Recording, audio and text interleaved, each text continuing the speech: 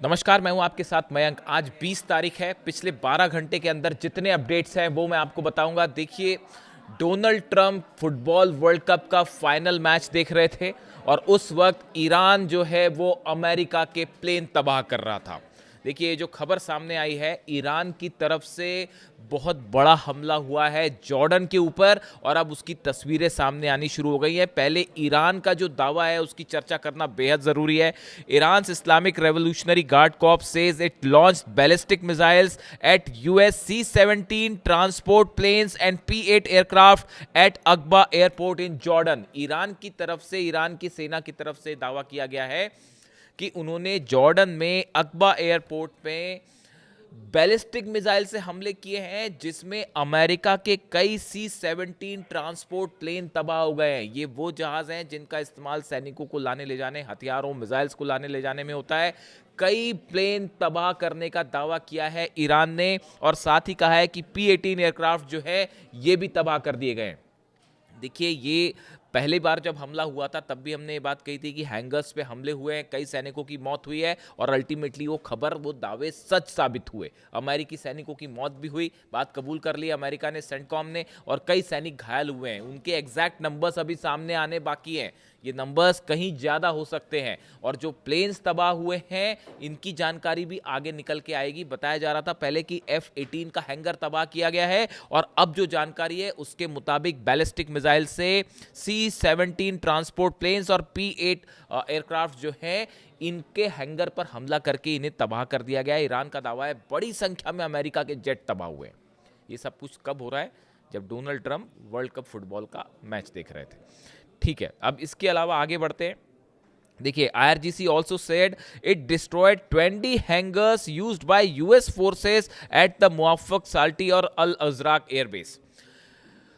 Iran की तरफ से कहा गया है कि जॉर्डन में 20 हैंगर्स ऐसे तबाह किए गए हैं जिनका इस्तेमाल अमेरिकी सेना के अधिकारी और अमेरिकी सैनिक कर रहे थे। यहाँ इनका इस्तेमाल हथियार रखने में हो रहा था, इनका इस्तेमाल जो है वॉर से जुड़े सामान उनमें रखने में हो रहा था।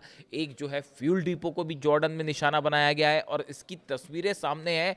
भयंकर आग लगी दिखाई दे रही है। देखिए, ये वो दावे हैं जो जिनकी पुष्टि होने में थोड़ा सा वक्त लगेगा, लेकिन ये जो स्ट्राइक है ये ऐसा बताया जा रहा है, जो मेरे सूत्रों से जो जानकारी है, कि ये ईरान की अब तक की सबसे बड़ी स्ट्राइक है। देखिए, जिस तरह से ईरान पर हमले हुए पिछले 3 दिनों के अंदर, उसके बाद ईरान में अब जो IRGC है, ईरान की सेना ने एक आर पार की जंग का मूड बना लिया है कि अब जंग रोकी नहीं जाएगी, सीधा जो है वो जवाब दिया जाएगा और हर हमले का करारा जवाब।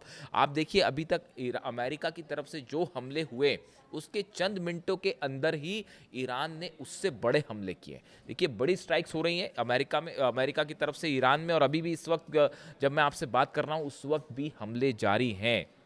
अमेरिका की तरफ से जो लेटेस्ट 9वीं रात थी बीती जिस पर हमले किए गए ईरान के ऊपर, the US military says it has completed it's 9th consecutive night of strikes against Iran, targeting command centres, air defence sites, maritime assets, missile facilities and communication network. America का कहना है हमने 9वीं रात लगातार ईरान पर हमले किए हैं और command centre, air defence sites, maritime assets, missile facility जो हैं, कम्युनिकेशन नेटवर्क ईरान के, इन पर हमले किए गए। केशम आइलैंड पर हमले की खबरें हैं, बंदर अब्बास पे हैं। देखिए, अमेरिका के जो हमले हो रहे हैं ये 2 तरह के हमले हैं, मैं बार बार इसका जिक्र कर रहा हूँ। एक तो ईरान की सेना को जो हॉर्मुज के आइलैंड्स हैं इनसे कम्युनिकेशन और संपर्क तोड़ने की कोशिश है, इससे रोड पुल ये तोड़ने की कोशिश है, ताकि अगर ग्राउंड ऑपरेशन होता है तो ईरान मेन लैंड से मदद ना कर पाए। इस तरह की कोशिश है, ये हमलों से बात जाहिर है।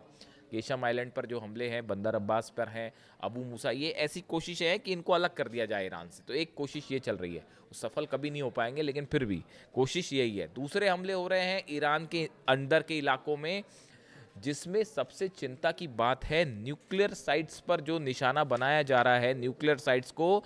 ये बेहद गंभीर मामला है, इसमें एक अलग से हम चर्चा करेंगे कि आखिर न्यूक्लियर साइट्स पर हमले की वजह क्या है। देखिए, खुजिस्तान में दारकुबिन जो न्यूक्लियर प्लांट है, इस पर कम हमला किया गया। ये वो प्लांट है जो अभी पूरा बना भी नहीं था।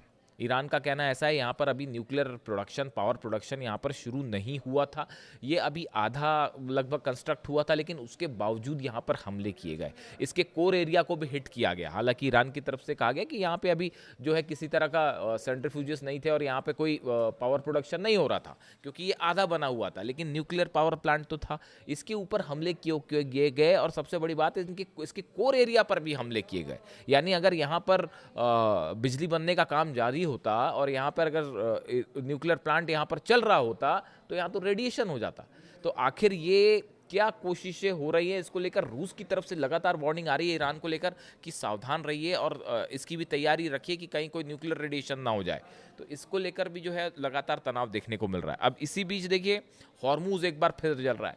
हॉर्मूज में ईरान ने 2 टैंकर तबाह कर दिए। अब ये बारूदी सुरंग से जले हैं या ईरान की मिसाइल से जले हैं, ये अभी थोड़ा सा देखने की बात है। लेकिन ईरान की तरफ से जो बात कही गई है वो ये कि 2 जहाज़ों ने हॉर्मूज को पार करने की कोशिश की उस जगह से जहां से ईरान ने बैन कर रखा है रास्ता।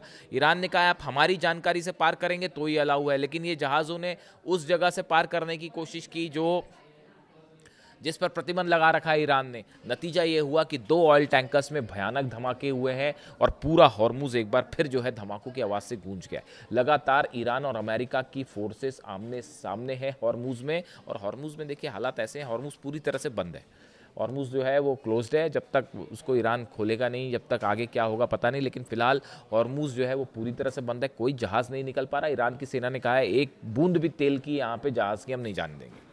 और हॉर्मूज को लेकर जो है वो बड़ी जंग की तैयारी भी ईरान ने कर रखी है कि ईरान की नेवी ने कि हो सकता है आने वाले दिनों में यहाँ पे ग्राउंड ऑपरेशन देखने को मिले।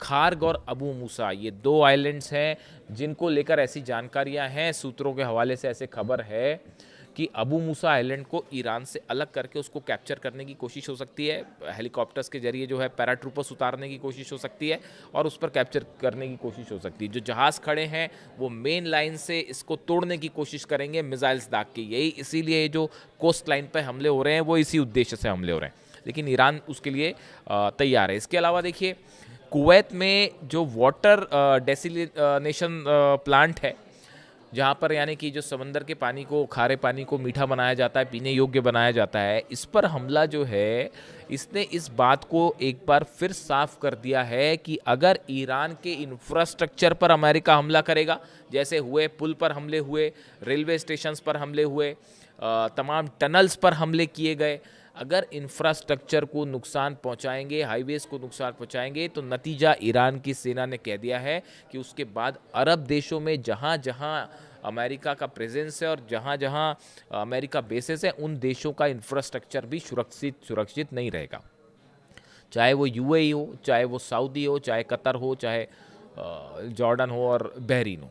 तो हालात ये हैं कि इन सब देशों में पैनिक वाले हालात हैं। लोगों को ये सलाह दी गई है कि एयरपोर्ट से दूर रहें, कब कौन सा एयरपोर्ट पर निशाना हो जाए। अभी एक खबर चली रही है कि यूएई पे भी एक मिसाइल मार दी गई है, ऐसी खबरें हैं, पुख्ता नहीं आई है अभी, लेकिन ऐसे दावे हो रहे हैं कि यूएई पर भी एक मिसाइल मारी गई है। तो ऐसे हालात में एयरपोर्ट्स निशाने पर हैं, जितनी इंफ्रास्ट्रक्चर हैं अरब देशों के वो निशाने पर हैं। और हालात ये है कि अगर ये जंग यहाँ से, अब डोनाल्ड ट्रंप आखिर चाहते क्या है, देखिए नए F-35 जेट्स भेजे जा रहे हैं, B-2 बॉम्बर्स ईरान के बेहद करीब है। हालांकि ये जो हमला हुआ है खुजिस्तान में दारकोविन न्यूक्लियर प्लांट पर, ये B-2 बॉम्बर से नहीं हुआ। मेरी जानकारी में B-2 बॉम्बर का अभी इस्तेमाल नहीं हुआ है। अभी जो हमले हो रहे हैं फाइटर जेट से हो रहे हैं, टॉमहॉक मिसाइल से हो रहे हैं, अभी B-2 का इस्तेमाल नहीं है। लेकिन B-2 ने टेक ऑफ कर लिया है, अमेरिका से इंग्लैंड पहुंच गए, इंग्लैंड से वो मिडिल ईस्ट के लिए रवाना भी हो गए। क्या वर्ल्ड कप, देखिए पहले भी मैंने इस बात को कहा था, फुटबॉल वर्ल्ड कप के बाद शायद जंग और बड़ी और भीषण हो सकती है, बड़े हमले हो सकते हैं।